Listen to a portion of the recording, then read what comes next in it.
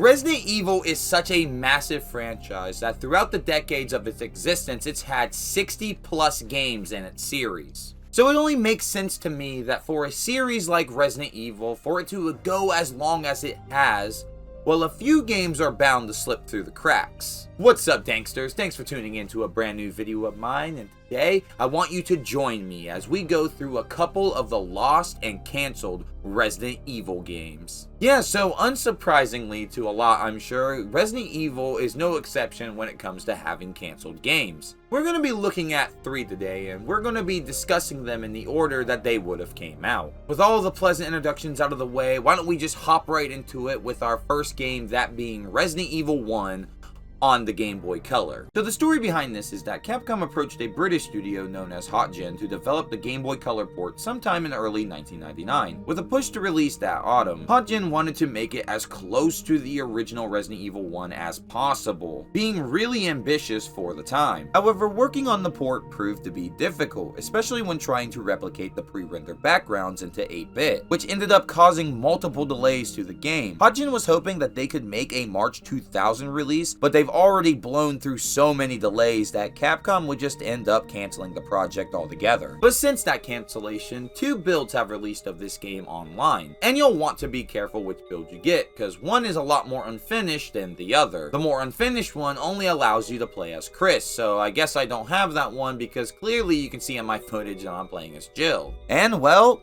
hot damn, this is Resident Evil 1 on the Game Boy Color. I have to admit, this kind of blows me away with what HotGen was able to do here on such limited hardware, but somehow it's all mostly here. The zombies, the fixed camera angles, the cutscenes, a functional inventory screen, item placements, working storage boxes, and saving being implemented. This is absolutely insane that they were managing to cram all of this inside of a Game Boy Color cartridge. And I mean, yeah, it's a little rough, but it wasn't finished yet. And even so, it's on the Game Boy Color! A whole PS1 game on the Game Boy Color is a crazy feat for any game. And here was HotGen, just killing it. I will say it is a bit rough in the controls department. In fact, when I played it for this video, I used a Super Nintendo computer controller to try to emulate a better feeling. However, while the controls are rough, I don't think it would have been all that different in a final release. They seem pretty official here. But due to the hardware, it is a bit harder to pick up items and go through doors. Because of the placement and the graphics, it's really hard to gauge where the trigger would be. Since this is a prototype as well, you get infinite ammo, which is nice, just to run around the mansion and blast zombies when you see them. And the same thing can be said with the ink ribbon, so you can mess around about the saves and whatnot. If this was more unfinished, I'd understand why it didn't get released, but it's all practically here. The dev team only needed 2 more months and this game would have came out. Sure, it might have been in a compromised state, but it still would have released. Because this is a lot of work just to throw away. A shame, really. This would have been a really fun novelty to have with your collection.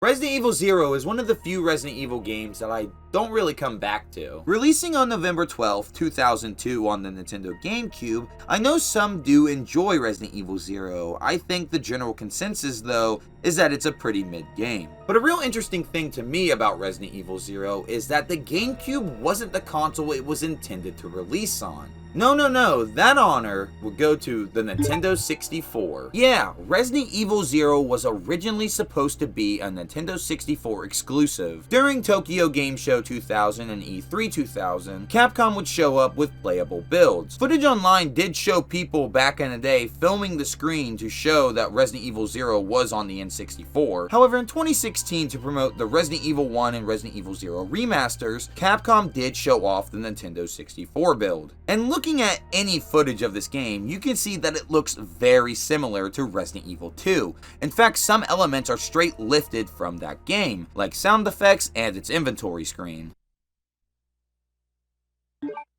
It is really cool to look at the differences between the 2 versions of the game. Seeing an earlier take on the train, even if it is just down to the change in color, to me, is very interesting. Rebecca probably had one of the biggest changes. Originally, it looked like she was going to look like Jill, but instead of being in a blue outfit, it looked white, which does look decent on her, but it was ultimately cut for the final release. However, in the remaster version of the game, it is a costume that you can unlock for Rebecca. A really cool throwback back to this version. So, what happened? Why did Resident Evil 0 release on the GameCube instead of a Nintendo 64 build? Why would they take all this work that they just did and throw it all away just to make it on the GameCube? Well, it's no secret that the Nintendo 64 cartridges unfortunately don't hold a lot of space, only going up to 64 megabytes. This being very limiting to Capcom, so they felt it best to just move on to the GameCube instead. Of course, not wanting to waste the work they just did on Resident Evil 0 for the Nintendo 64, they decided they were just going to port it over to the GameCube.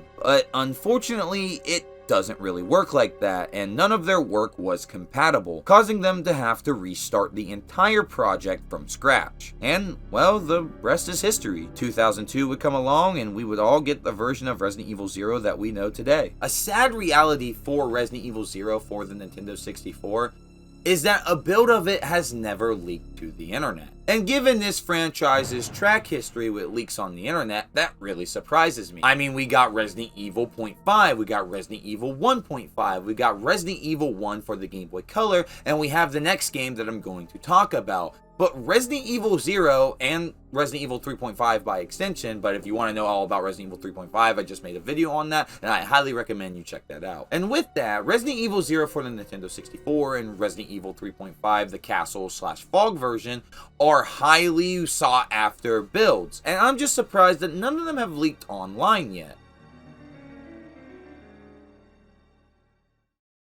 So next up, we have our final game, and that would be Resident Evil 2 on the Game Boy Advance. So back in 2003, an Italian company known as Raylight Studios would actually make a tech demo to show Capcom of Resident Evil 2 running on a Game Boy Advance, to show that the whole thing would be possible to do, but it was also a way to pitch their new engine, which being their Blue Roses engine. And what they were able to accomplish on here is just downright incredible. As soon as you boot the game up, we see a pretty decent title screen. It's a little washed out, but looks great. And it even has a voice when you start it up. Resident Evil 2.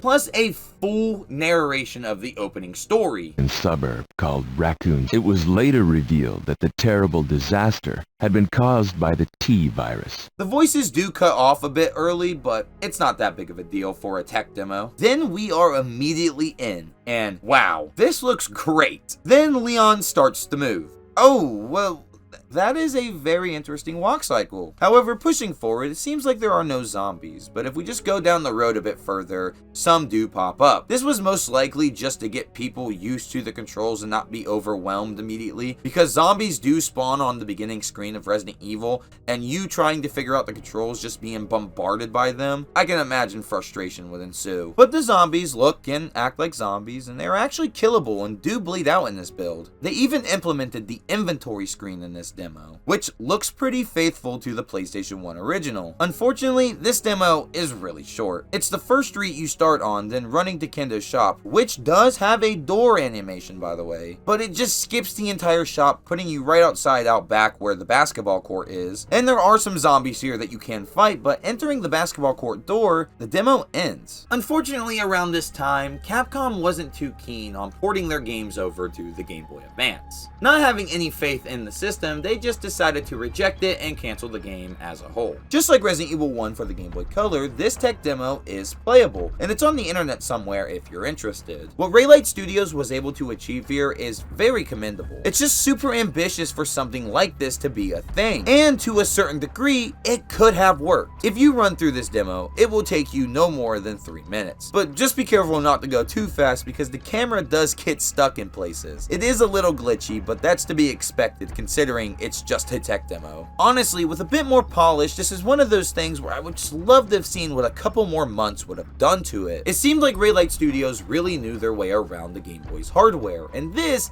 is a super impressive feat. But unfortunately, Capcom just didn't see it like that.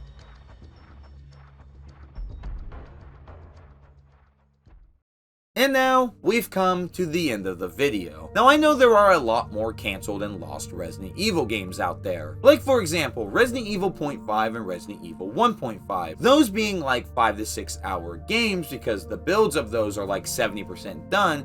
I felt it was more appropriate to give them their own proper video, just like I did with Resident Evil 3.5. I have to say, going through all of these games, it's been a very fascinating look back. And the sad part is that these could have actually worked, mainly the handheld games. I mean, it's crazy to me that a game like Resident Evil 1 for the Game Boy Color would even be cancelled in the first place, considering the Game Boy Color pretty much just accepted whatever shit thrown onto it.